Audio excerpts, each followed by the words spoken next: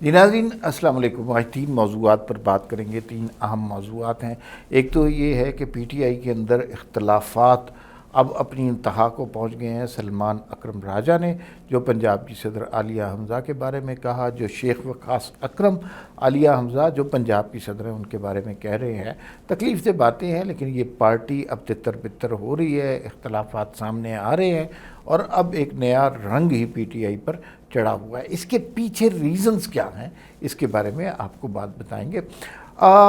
کے پی کے بڑی بریکنگ نیوز آج آئی، وی نیوز نے وہ بریک کی ہے، اور وہ یہ ہے کہ گورنر نے خط لکھ دیا ہے کہ پی کے کہ یہ اسمبلی کو سمن کیا جائے کہ بھائی اجلاس بلائیں تاکہ اراکین جو آزاد منتخب ہوئے ہیں، جو اب مخصوص نشستوں کے بعد آئے ہیں، اب ان کا حلف لیا جائے تاکہ سینٹ کے انتخابات میں ان کو شامل کیا جائے۔ ادھر سے ڈیلے ہو رہا ہے کے پی کے حکومت کی جانب سے۔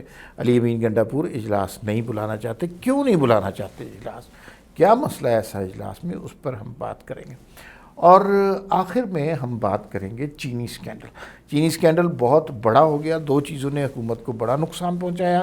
پارلیمان کی جو تنخواہیں بڑھائیں اس سے آپٹکس کے لیے وہ بہت برا تھا۔ ایاز امیر صاحب نے اپنی تنخواہ 21 لاکھ روپے بڑھا لی، بہت برا تھا۔ اور ساتھ میں اب جو صورتحال ایسی ہو گئی ہے کہ چینی کا سکینڈل آ گیا، اس پہ بھی بہت لوگوں نے برا بھلا کہا، لیکن دیکھنا یہ ہے کہ کیا یہ اس چینی کے سکینڈل پہ آئی ایم ایف نے اعتراضات لگا دیے اور وہ حکومت کو امپورٹ والا جو تھا نوٹس وہ کینسل کروانا پڑا، ٹینڈر کینسل کروانا پڑا، اور اب ایک نیا ٹینڈر جاری ہوگا۔ میرا نہیں خیال یہ ہوگا، لیکن چینی کی قیمت کیا ہوگی اس کے اوپر ہم ضرور بات کریں گے، اور حکومت کو پبلک پریشر سے کوئی پریشانی ہوئی یا نہیں اس کے اوپر بھی بات کریں گے۔ پہلے بات کرتے ہیں جی پی ٹی آئی کے اندر اختلافات۔ آپ کو یاد ہوگا کہ کچھ عرصہ پہلے عمران خان نے اڈیالہ جیل سے یہ اناؤنس کیا تھا کہ عالیہ حمزہ پنجاب کی صدر ہیں، اور بڑی ان کی تعریف ہوئی۔ عالیہ حمزہ نے پارٹی کو منظم کرنے کی کوشش کی، لیکن ان کی ہر دفعہ پارٹی کی تنظیم کی جو کوشش تھی اس کو ناکام بنا دیا گیا، یا وہ بہت سکسیسفل نہیں ہو سکی۔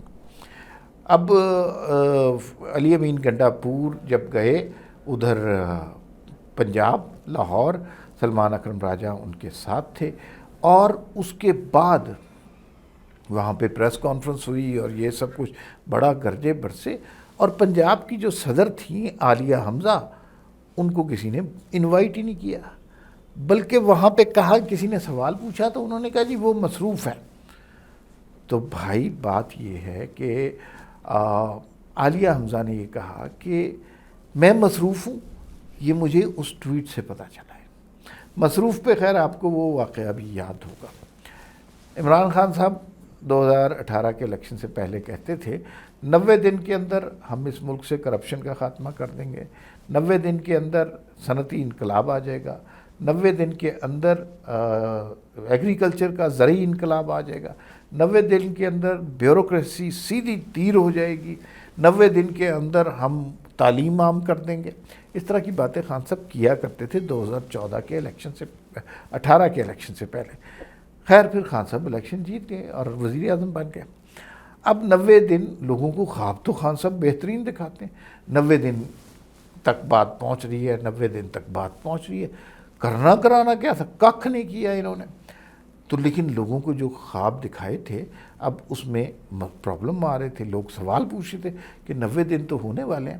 تو جو 91 ڈے تھا، کام تو انہوں نے کوئی نہیں کیا ہوا تھا، 91 ڈے کو انہوں نے یہ اعلان کیا کہ اخباروں میں فل پیج اشتہار چھپا، ہم مصروف تھے۔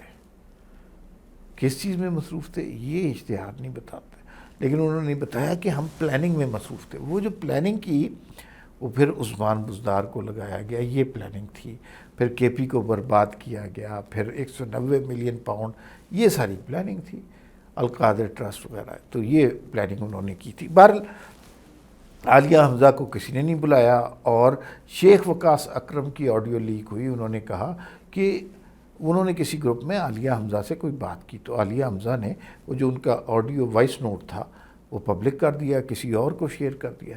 شیخ وقاص اکرم اس پہ بڑا سخت ناراض ہوئے اور وہ بھی لیک ہو گئی آڈیو، اور گروپوں میں بیٹھے لوگ خود ہی کرتے ہیں نا، اور کسی نے کیا کرنا ہے۔ تو انہوں نے کہا بھائی کہ آپ نے اس طرح کہ میرا میسج جو ہے لیک کر دیا، یہ تو بڑی گھٹیا حرکت ہے، فضول حرکت ہے۔ اس کے بعد آج سلمان اکرم راجہ بڑے گرجے برسے عالیہ حمزہ کے خلاف، وہ بیچاری نے ٹویٹ کر دیا کہ میں پنجاب کی پریزیڈنٹ ہوں، میرے سے مشورہ کر لو یار، مجھے کم از کم بلا تو لو۔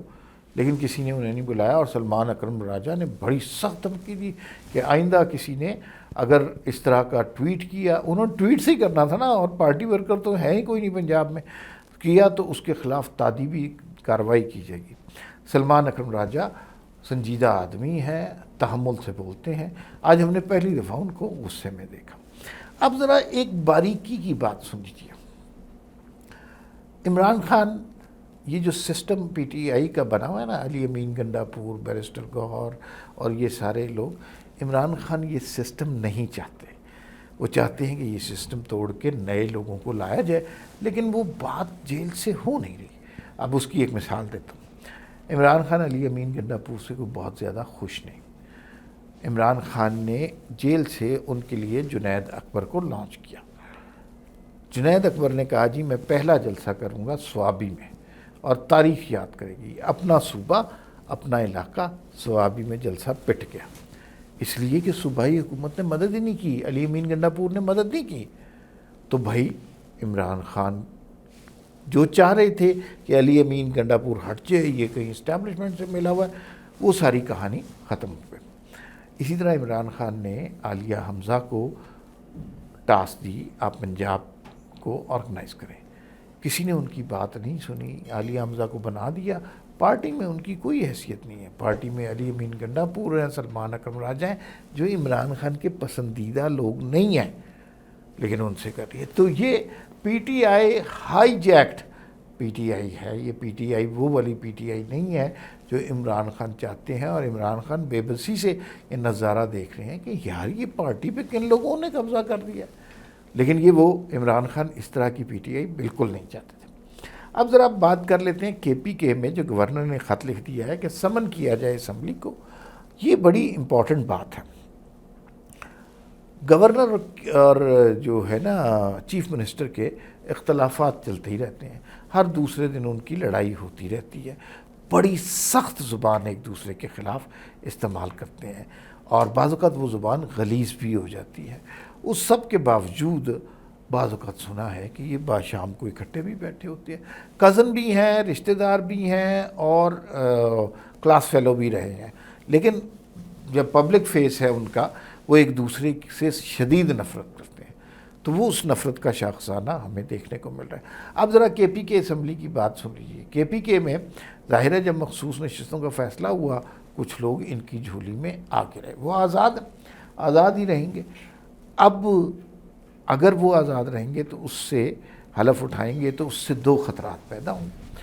پہلا خطرہ یہ پیدا ہوگا کہ علی امین گنڈا پور کی اکثریت کم ہو جائے گی، 21 کے قریب لوگ ہیں، 22 کے قریب، اور جو چاہیے ریکوائرمنٹ ہے وہ 19 کے قریب ہے، تو وہ وہاں پر آ جائیں گے۔ دوسری بات یہ ہے کہ اس سے علی امین گنڈا پور کو بہت خطرہ ہے کہ ان کا ہی سب کچھ تلپٹ نہ ہو جائے، اور وہ بیچارے بیٹھے رہیں اور معاملات کچھ بھی نہ ہوں، اور ان کی وزارتیں اعلیٰ بھی چلی جائیں۔ اچھا، دوسری سچویشن یہ ہو سکتی ہے کہ یہ لوگ حلف اٹھائیں اور علی امین گنڈا پور کی نوکری ادھر ہی رہے، لیکن سینٹ میں یہ پی ٹی آئی کے خلاف ووٹ دیں، تو سینٹ میں جو توازن بنایا گیا ہے یا پی ٹی آئی کی جو نمبر ہے، وہ نمبر کو نقصان پہنچے گا، ویسا نمبر نہیں ہوگا۔ تو بہرحال مجھے یوں لگتا ہے کہ الٹیمیٹلی یہ معاملہ عدالتوں میں جائے گا، اور بڑی بدقسمتی ہے کہ ہم وہ فیصلے جو پارلیمان میں ہونے چاہیے ان کو عدالتوں میں بھیجتے رہے ہیں، اور سیاستدان اپنی سپیس خود ہی کم کر رہے ہیں، اور جب عدالتیں پھر جو ایکٹیویزم کا مظاہرہ کرتی ہیں تو پھر اس پہ روتے بھی ہیں۔